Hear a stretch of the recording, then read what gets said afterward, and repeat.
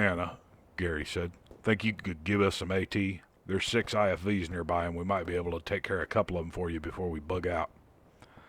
I felt, rather than heard, an affirmative response, and then noticed a couple of olive-drab tubes laying on the roof next to us. So, how do we use these? I asked Gary. Watch, he said, and threw off his cardboard, coming up in a crouch.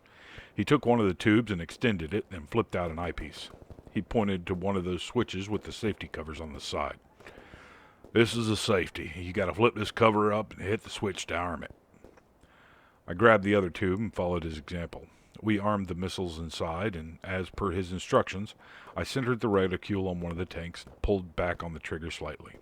The reticule flashed for a few seconds, then turned green. 3, 2, 1. We fired on 0, a pair of missiles streaking out towards the tanks. We didn't wait to see what happened. The missiles would impact, most likely, or they wouldn't. Either way, our part was done. A loud explosion sounded as we scrambled back inside and down the stairs, moving quickly now and not slowing down until we reached the doors on the bottom floor. As the ringing in my ears from the explosion cleared out, I could still hear gunfire and yelling from the northwest. We moved a couple of blocks east, then turned back north. Where are we going? I asked.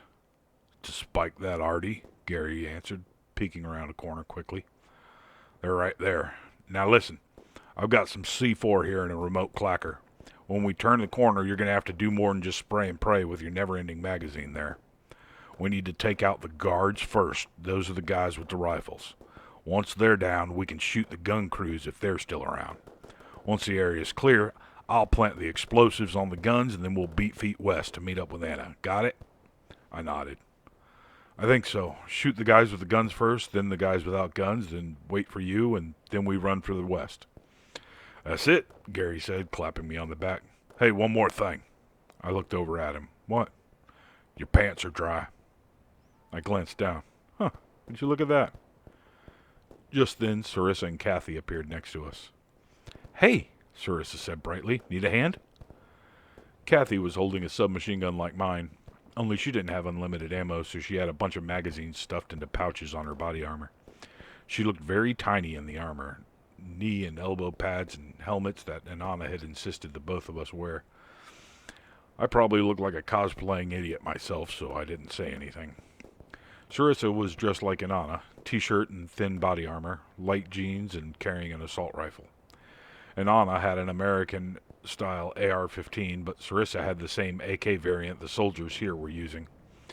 It looked a bit more advanced than the ones the paramilitants had in Ethiopia, and hers even had a red dot sight on it. Hell yeah, Gary said, and I wholeheartedly agreed. Kathy, when we turn this corner, we're shooting anyone who's armed first, and then the guys running the big guns. Big guns? She asked. Oh yeah, you'll see. Just shoot anyone with a rifle, and stay close to Sarah. Kathy nodded. She looked a lot less scared than I felt, which made me a little jealous. Gary counted down from 5, then ran around the corner to a low wall. I followed him, noting the position of the guys with guns as I ran. Right as I arrived, Gary leaned out around the edge of the wall and began firing steady-paced shots. I squeezed up against the building the low wall extended from and fired from over top of it. Sarah and Kathy joined in from the cover behind. The whole thing lasted just a few seconds. A bullet came flying back, striking the wall in front of me and throwing chips of concrete in my face. I flinched back and ducked down.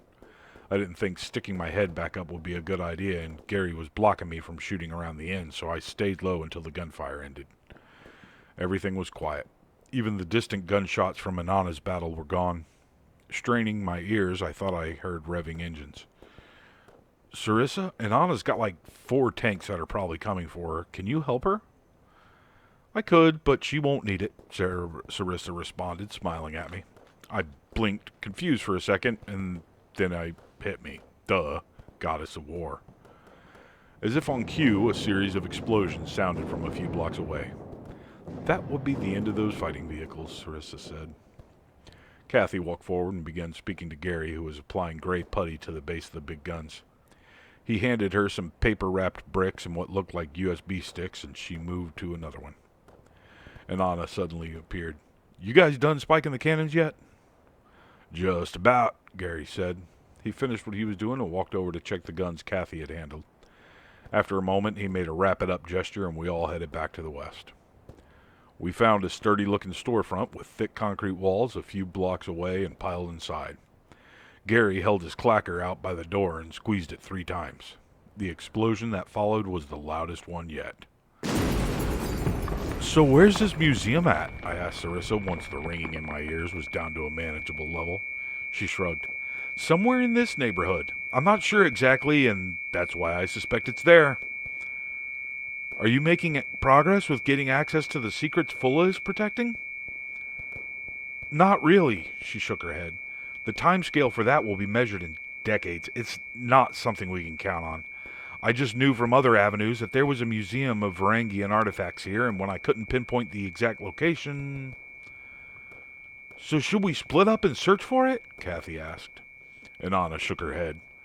"No, it's too hot here. The Azerbaijani military is trying to wipe out the Armenians, so they're shooting first and asking questions later. We should stick together so I can protect us and Sarissa can heal anyone who gets wounded anyways. No offense, Gary." Gary shrugged. "None taken, goddess of warfare. The fact that you let Jerry run off with me once already is plenty complimentary, as far as I'm concerned." Inanna smiled. "You are quite good, Gary." Sarissa produced a map from thin air. "Well, let's get started. We'll go street by street, block by block. If we encounter a building or road that's not on the map, consider that a good sign." I sighed. We'd been on our feet all day, fighting on and off for hours. I was pooped. But there was nothing for it. I stood up, situated my 3 guns better, and we took off. Inanna slapped my butt as I passed her by. I was too tired to protest. The end.